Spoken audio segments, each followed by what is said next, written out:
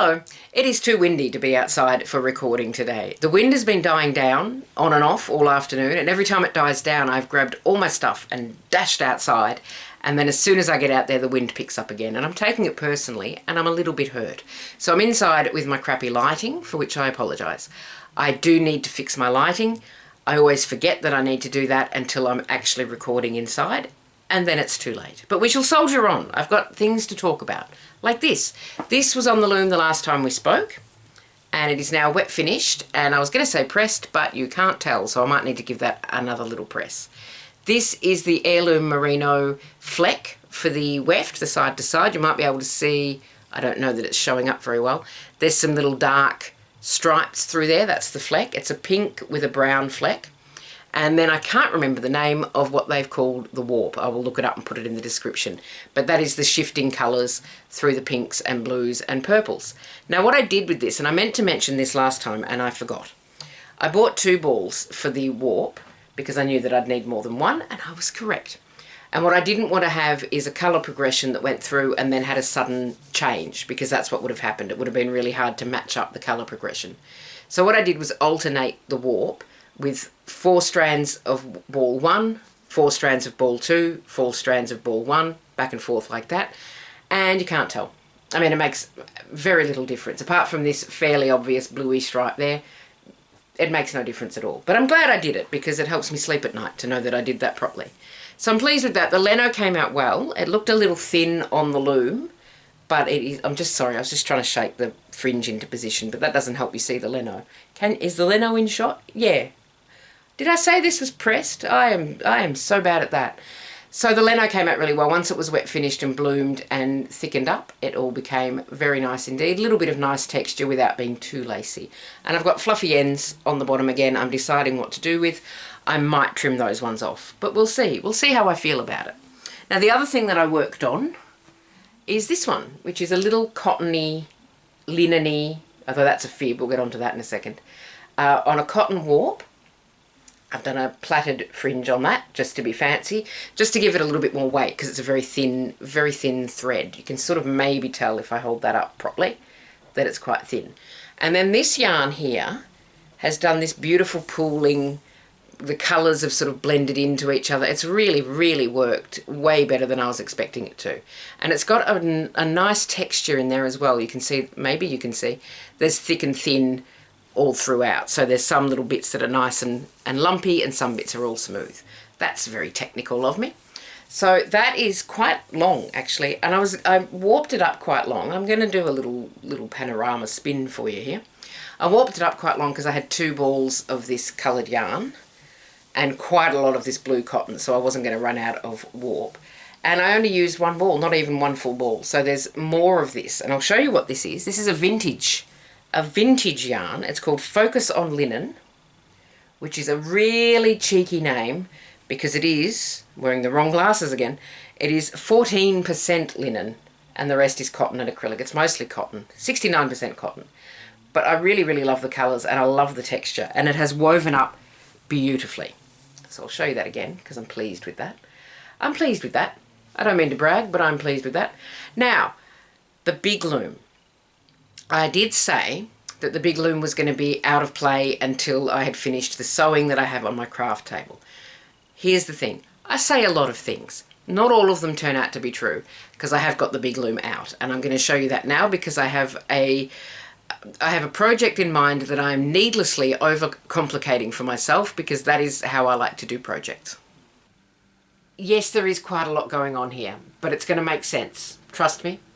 So I'm trying to do a little bit of stash busting, and all of this warp is just stuff that's been in the stash that I have no purpose for, stuff that I've put back in the stash because I thought it might be useful later, and it's stuff that I tend to have to move out of the way to get to the yarn that I want to use for new projects. So I thought, well, let's just use the stash. So I'm using up the stash, and then for the weft, I've got this brilliant chaos of colours here. Up until now it's mostly been purples and greens, so I'm pleased to be getting some of the warm colours in there.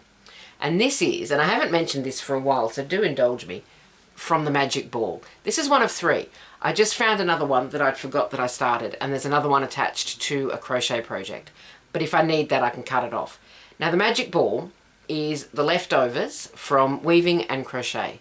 If it's too big to throw away, but not quite big enough to pop back into the stash like these ones were, on the basis that I could use them for warping or significant amount of weaving, it goes into the magic ball. It's all tied together with magic knots, and then I do crochet sometimes and weaving sometimes. And it is basically just a way to use up the little scrappy bits that I feel bad for throwing out. So the plan with this, as I said, I'm overcomplicating a simple project. I saw an advert for a pattern, sewing pattern obviously, for a hooded capelet. It's a little sort of shoulder warmer with a hood. It's adorable. I needed to overcomplicate it because as soon as I saw it, I thought I could weave the fabric for that. I could also buy commercially made fabric and do it in an afternoon. But apparently that's not how my brain works. So I am weaving 2 panels of about 180 centimetres length and about maybe 55 centimetres wide, which should be enough fabric for the outer layer. I will line it with something. I haven't decided quite what I will line it with yet. But for the time being, I'm weaving the outer fabric. Now, when I make clothes out of weaving normally, I just sew together rectangles. So this I'm going to cut into, which is terrifying, but it will be absolutely fine. You can worry too much. So that's what's on the big loom. I have got the big loom back out. It took me ages to warp up. I had forgotten how long it takes to warp up a full width on the big loom. Ages is the answer there. It's coming along really well. I'm loving all these random colours, and I should hopefully get this panel done sometime this week and have a second panel to show you next week. I don't know though, but we'll see. We'll find out together. The little loom is also in use. I feel so fancy. This is 100% silk. I'm very, very fancy. So the weft here, which you can see there is blue and sort of a dark grey at the moment. This yarn goes right through to a purple, and I'm hoping that I've warped up enough length to get through to that purple, because that would be spectacular.